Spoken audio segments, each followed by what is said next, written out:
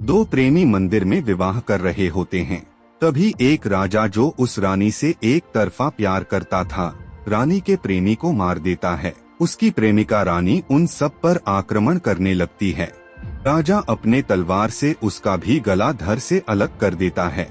इसके बाद उसकी आत्मा भटकने लगती है और सभी प्रजा को एक एक करके मारने लगती है। एक दिन राजा रानी मंदिर में पूजा करके लौट रही थी, तभी उसने देखा कि एक सरकटी स्त्री उसके तरफ तलवार लेकर तेजी से आ रही है। तभी राजा भागकर एक तांत्रिक के पास जाता है और वो तांत्रिक अपने मंत्रों की शक्ति से उन आत्मा को एक मटके में कैद कर लेता है और वो मटका राजा को दे दिया। लेकिन एक दिन राजा की मृत्यु हो जाती है और वो आत्मा फिर से आजाद हो जाती है। जब इस बात का पता राजा विक्रमादित्य को लगा तो वो अपने प्रजा के रक्षा करने के लिए अपना शरीर एक जंगल में त्याग कर एक आत्मा बनकर उस राजा के शरीर में प्रवेश कर जाता है। उधर कुछ आदिवासी लोग विक्रमादित्य के लाश को मरा हुआ समझकर जलाने के लिए ले जाने लगता है। इधर राजा अपना प्राण त्यागने के लिए उस आत्मा के पास चला जाता है और वो आत्मा उसका शीश धड़ से अलग कर अपना प्रण पूरा कर लेती है।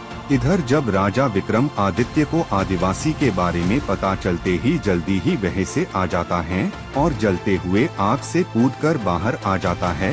विक्रमादित्य अपनी पूरी ताकत के साथ उस आत्मा का सामना करने के लिए खड़ा हो जाता है।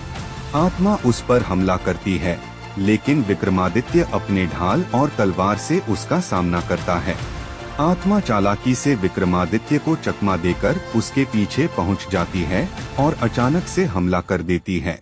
विक्रमादित्य अपनी पूरी शक्ति से उस आत्मा को रोकने की कोशिश करता है और मंत्र पढ़ते हुए एक जादुई चक्र बनाता है। आत्मा चक्र में फंसने के बावजूद मुक्त होने के लिए संघर्ष करती है।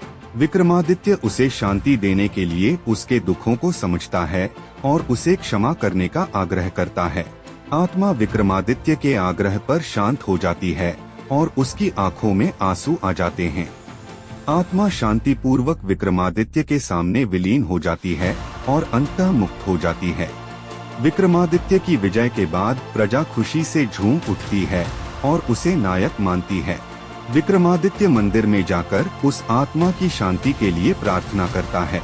प्रजा खुशी से नाचती है और अपने राजा विक्रमादित्य का स्वागत करती है, जो उनकी रक्षा करने के लिए अपना शरीर को एक सुनसान जंगल में छोड़कर आत्मा बनकर लड़ा था।